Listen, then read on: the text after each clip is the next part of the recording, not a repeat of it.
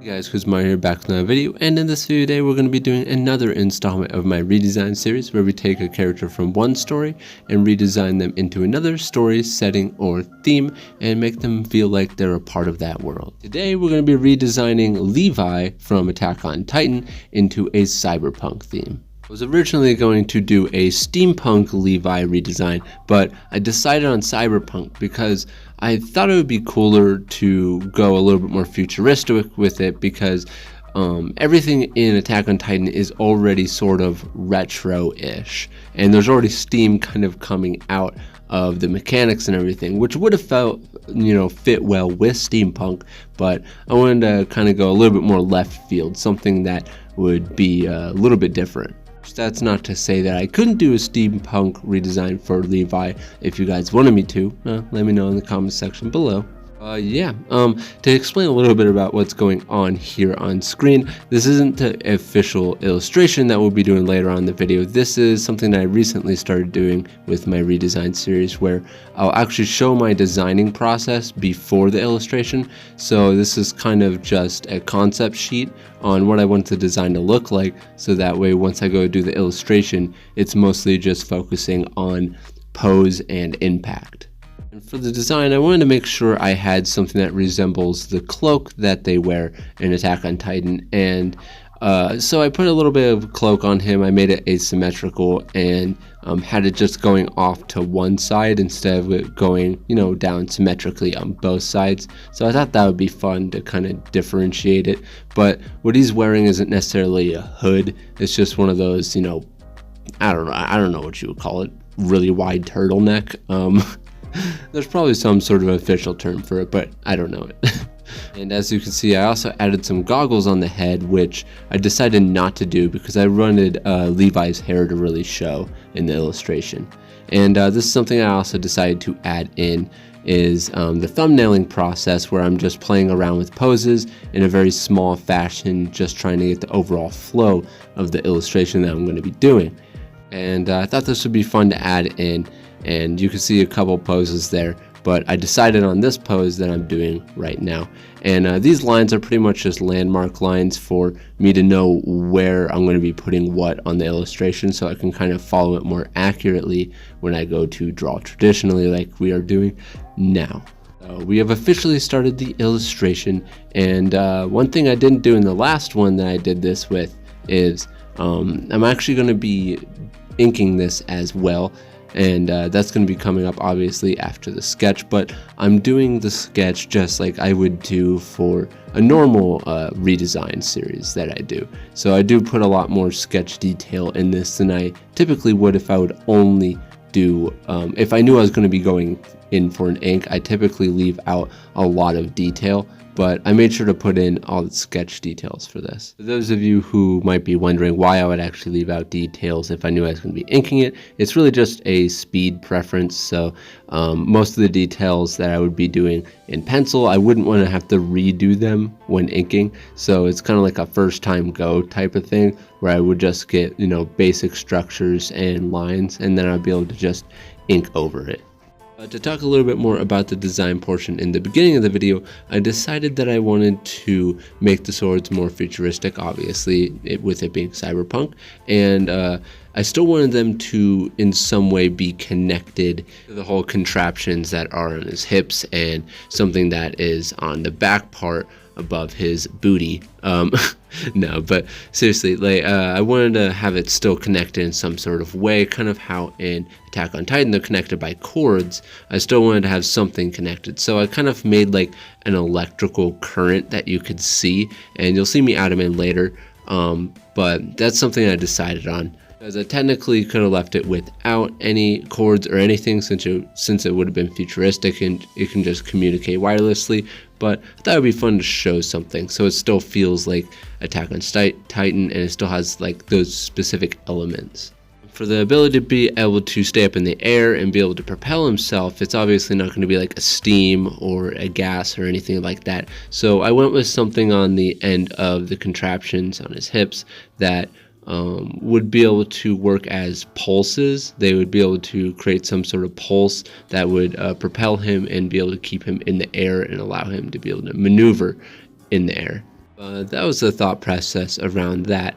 And as for the swords and being able to reconnect new blades, I decided I didn't want to have a bunch of blades showing up on the front portion of these little contraptions on the side, the blade holders. I only wanted one to show up because if he's able to disconnect them, then reconnect them, since it's a lot more futuristic, I thought they would be able to just kind of push the new blade up into the empty spot. So that's why there's kind of like this hood at the bottom part of those blade holders. So all the kind of backup blades would be down there, and once he takes new ones out and connects them to the sword, the more new ones will just kind of pop up in that spot for him. And as for the blades themselves, I didn't really change much about them. I just pretty much kept the same little like diagonal texture on them and everything. I could have made them like laser blades, but I wanted to still feel like Attack on Titan with the metal and stuff like that. Although I still could have made it work with laser swords, just wanted to stick with the metal. But now that I think about it, it would have been a cool thing to do. But they're officially metal, deal with it. No, just messing around. But at the same time, making them laser swords, it kind of would have made those whole, kind of blade removal and being able to put on new blades, that whole portion on the bottom, I would have had to redesign them completely differently, because it wouldn't have made sense for them to be so large without having backup blades in them, if they're just a form of being able to propel him through the air. That's kind of like the whole road you would have to go down if you start thinking about those other things. So I decided to stick with the metal blades because I felt like it's just the best option and closest to the original, so it gives that Attack on Titan vibe while still keeping it futuristic with everything else in the design. And as for the goggles in the beginning, like I said, I decided not to do them because I wanted to keep his hair in the illustration to really be able to show that it's Levi a little bit more, because if I would have put those goggles on, it would have taken away from the immediate recognition of who the character is a little bit more. So that's something I might end up actually finishing that little concept sheet. I might ink those, I'm not sure, but it's something that could be optional for the design, if he's in a dark setting and he has to use those. But specifically for this illustration, I wanted to leave them off. I think this would be a good time to let you guys know the supplies I'm using. For those of you who are wondering, I'm using a 0.7 Bic mechanical pencil, one of the disposable ones. And the paper is a bristle board smooth paper. I really like smooth paper. I'm not a huge fan of rough paper. And this bristleboard paper is actually cut in half and then a little slice cut off the top to keep a good ratio. But I'm cutting it in half because I want to make the paper I have last as long as possible. But yeah. And now since I'm doing the blackouts, just to talk a little bit about them. I didn't really like how the blackouts were coming out, and it wasn't necessarily the shading of them as much as the placement of them. I didn't like the way they felt, and I ended up changing them a little bit in the inking stage because I thought to myself, you know what, I'm just going to commit to what I'm doing here and experiment in the inking stage and see if I wanted to change it to something else later on. But during the inking stage, I do change one thing, but the rest of it, I just kind of, make it a little bit more tight and more refined. As you guys can see with the energy cords that are connecting to his back, I kind of use them as a design element and kind of compositional tool in the illustration more so than, them just being cords flipping around. So I'll try to make them a little bit more interesting. Now we are moving on to the inking stage, which, funny enough, when I was actually drawing this illustration, I didn't even plan on actually inking it until I had finished the drawing, and I was like, you know what, I'm going to ink this for this video.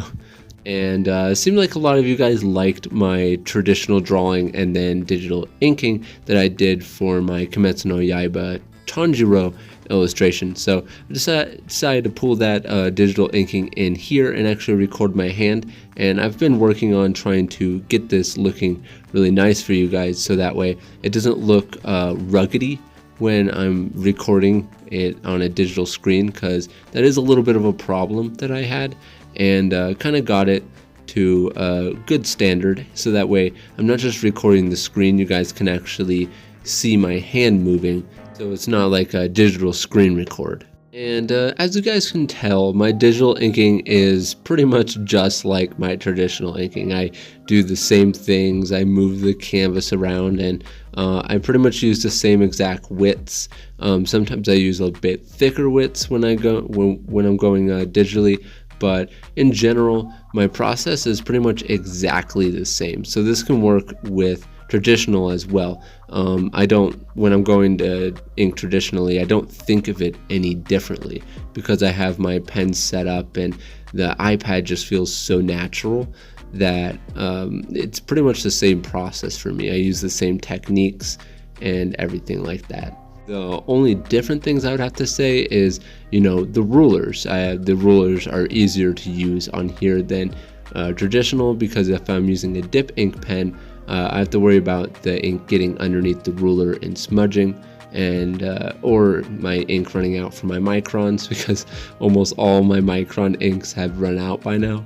But you'll see as we go. The most important thing with traditional and digital is just knowing where to make the lines thick and where to make them thin, or if you're doing a one width kind of inking, just being able to really display that form properly. So that's pretty much all there is to it. I mean, unless you're one of those people that try to use some crazy tool, typically all the really talented artists are using very standard tools, and they just know how to use them really, really well, and they just know how to draw really, really well. Kim Jung-gi is a really good example of this because he can use just a ballpoint pen and make it look really phenomenal. So the way I like to think of digital is it's really just another tool in my arsenal to be able to use, and I pretty much just use the same exact techniques as I do when I'm drawing traditionally. The only difference is really, instead of taking way longer with blackouts, it's a click of a button away, which is a huge deal for manga artists, because when you're doing blackouts, it takes a long time for something so simple as an area that is just going to be black on a canvas. Being able to take that quick thing out of the way as fast as possible allows you to move on to the next panel as fast as possible. So for speed's sake, it's actually a really important thing, and digital has finally gotten to that point where I feel like inking feels really natural. Like the iPad is ridiculous. I can't even stress that enough. I've drawn on a Cintiq before, and I prefer this over that any day. The stylus on this is super good. It's really, really accurate. And I mean, I could just gush about this whole time, but you know what? This is not an iPad video. I'll leave that for an iPad video. And I plan on making some sort of traditional versus digital video, which I'll probably talk about iPads a little bit more in that one. But yeah, you can see me using a lot of the same techniques, the same kind of hatching as I do, and I'll use white in specific areas, represent what I would do with whiteout in my traditional illustrations. And also, for those of you who are wondering what program I'm using, if you can't tell already, it's Clip Studio Paint. And yes, the iPad does have Clip Studio Paint. It's kind of bananas. And I guess I'll mention the inking tool that I'm using on here, but I'm just using pretty much the default G Pen. It's nothing special. I did tweak it to my liking, and the settings that you would want to go and play around with to really get it as close to traditional as possible is you want to turn the anti-aliasing all the way down, which may look weird at first, but it helps it look like a traditional ink that would be scanned in. And then you would want to go into kind of like the advanced settings of it and change the velocity setting, and then also play around with the randomness setting. And you can also play around with the pressure curve to get what you like. But that's pretty much what I did to make the pen feel the way I wanted it to feel. Yeah, hope you guys liked this digital one as well, this digital inking. Thought it'd be fun, and I'm definitely going to be posting this on my Instagram, so you guys can see that there. And I'm going to be posting the Photoshop document and Clip Studio document on my Patreon for my Patrons with the full res and stuff like that. But yeah, in any case, if you guys want to help support my artists, help support what I do on this channel, you guys can check me out on my Patreon, link in the description. And I'd like to take this time to thank my current patrons. You guys are the best pencil shinobis there are, and help me be able to do what I do in this channel. I'd like to give special thanks to my Chunin and Joian tier patrons. You guys are awesome, and thank you for all the support. And I also don't want to forget everyone who's even made it this far in the video, regardless of if you're a Patreon or not. You guys are awesome. You guys are the bread and butter that help be able to make these videos even be seen, because the further you watch the video, the more it helps the video and the more people that get to actually see it. You guys are the best. But in any case, if you guys like this video, please hit that thumbs up button. And if you're new to this channel and like what you see, please subscribe, hit the bell icon to get notified when each video comes out. And like always guys, hope you're having a great day, and I'll see you guys in the next video.